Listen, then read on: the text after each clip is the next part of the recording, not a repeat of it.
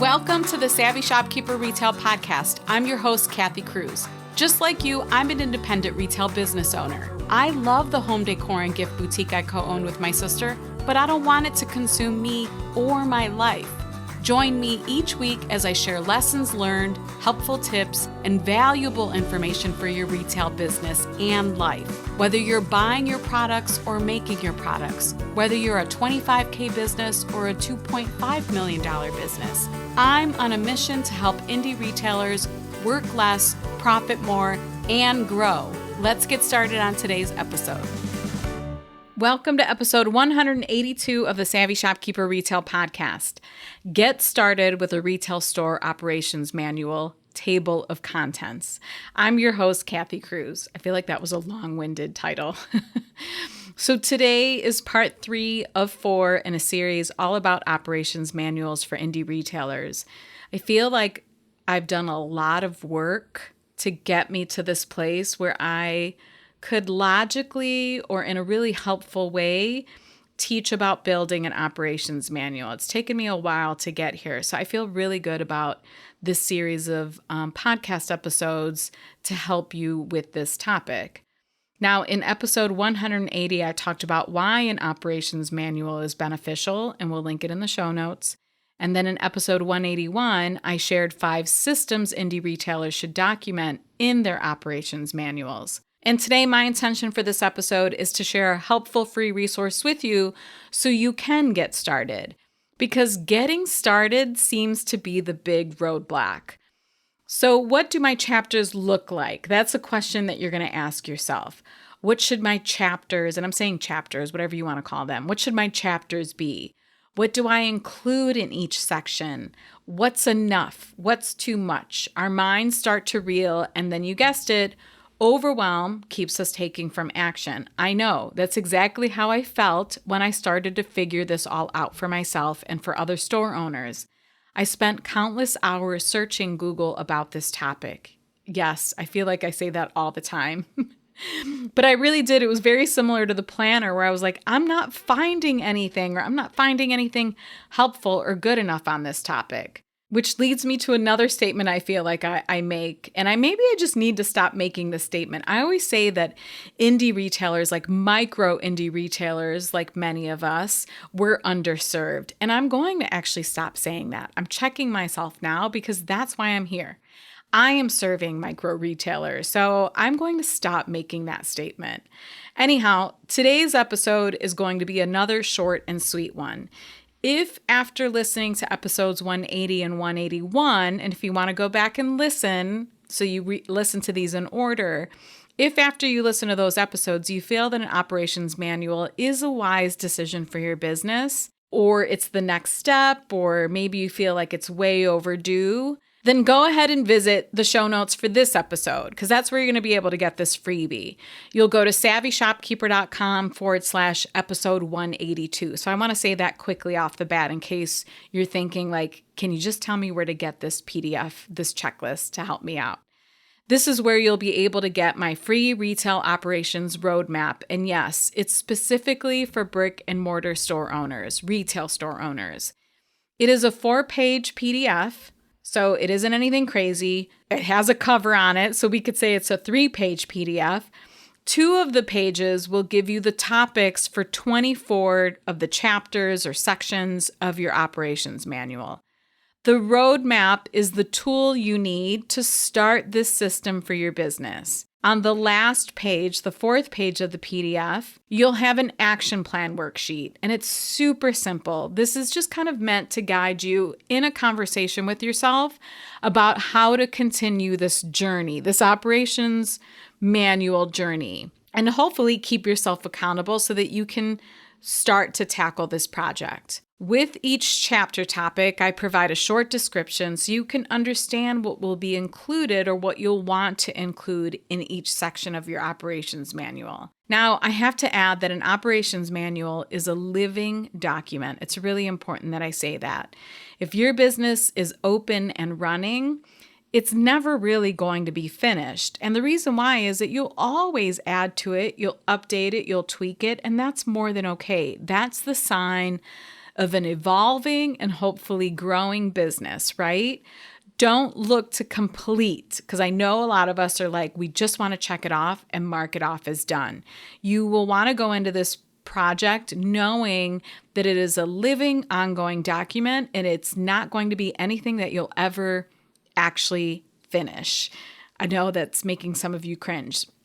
If you do walk into it that way, thinking it's going to be done in a month or whatever it is, you're going to get frustrated and maybe disappointed. And we don't want that. I don't want that for you. Just accept that it's a living document and move on. This episode is brought to you by the Savvy Shopkeeper Quiz. As a shopkeeper myself, I've learned that there are action steps we can take during specific stages on our retail journeys that help us create efficiency and improve profitability so we can grow. But first, it helps to know which stage you're in so I can help you determine what to focus on. Sign up for my newsletter and take the quiz to find out which shopkeeper stage you're in. You'll get a helpful Savvy Shopkeeper roadmap with a list of helpful podcast episodes and 2 free resources for where you currently are in your journey. If you want to take the quiz, visit savvyshopkeeper.com/quiz.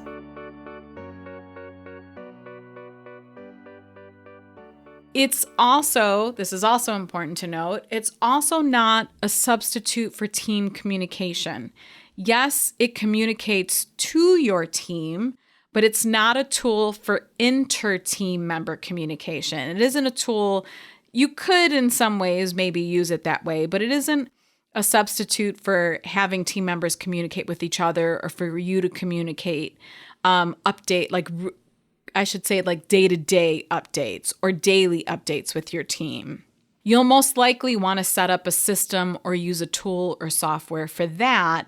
And there are software programs out there. Maybe I'll do another podcast episode on that. I have to be careful not to go down a rabbit hole on that topic. I just want you to know that this isn't a daily communication tool for your team members.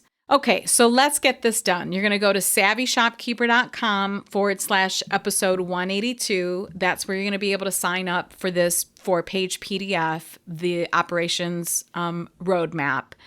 And then you'll use the roadmap to visualize and create the chapters or sections of your store's operations manual. This will make more sense when you download it. Again, I promise you it's super simple. And then complete the worksheet on the last page so you can start to take action. Last thing to note, if you're a systems person like me, if you love processes and procedures and you love project management or planning, or you love working behind the scenes, I'm talking to all the introverts out there. That's awesome. I applaud you, of course, but do not use this project, the operations manual project, as a buffer. And what I mean by that is we'll sometimes do things as a buffer to avoid showing up in marketing or marketing our businesses or generating foot traffic or, sourcing products that we can test and see how much our customers love it. I don't want you to use this as a way to avoid showing up in your business, especially if you're struggling with foot traffic and/or sales.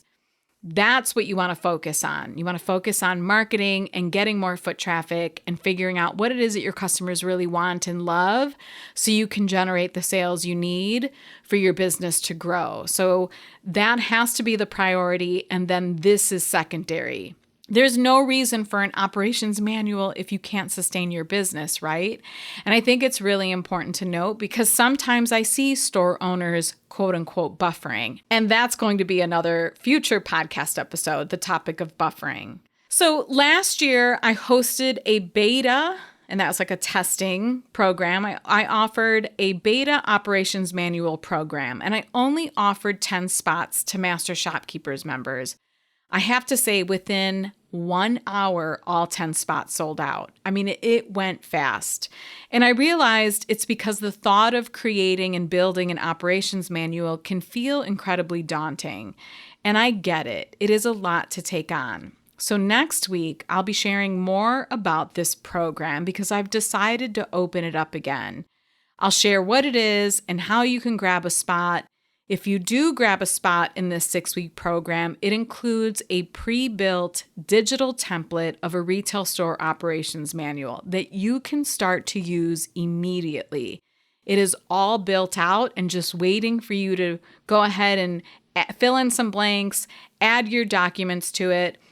I remember there was one member in that beta program who said, I have Google Docs, I have spreadsheets, I have all these parts and pieces, but they're not organized and they aren't anywhere that anyone else has access to except for me. So it was kind of nice that she was able to just kind of plug and play.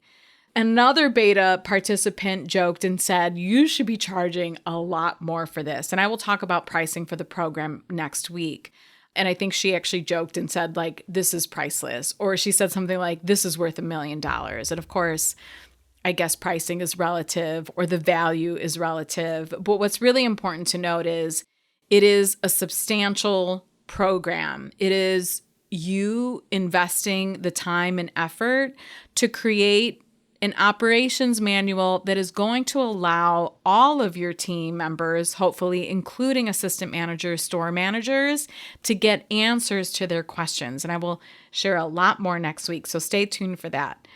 If you found this podcast episode helpful, please share it with a retail business friend or leave me a rating and a review on Apple Podcast. When you do that, it actually tells the algorithm or whatever it does in Apple Podcasts, it tells it this is a helpful podcast for retailers and it shares it with other retailers. So I would really appreciate that. Again, if you want to see the show notes to this episode or find links to anything I mentioned, you'll visit my blog at savvyshopkeeper.com/episode 182. It's also where you will go to sign up for the freebie, the 4-page roadmap. So until the next episode, be savvy and boss up.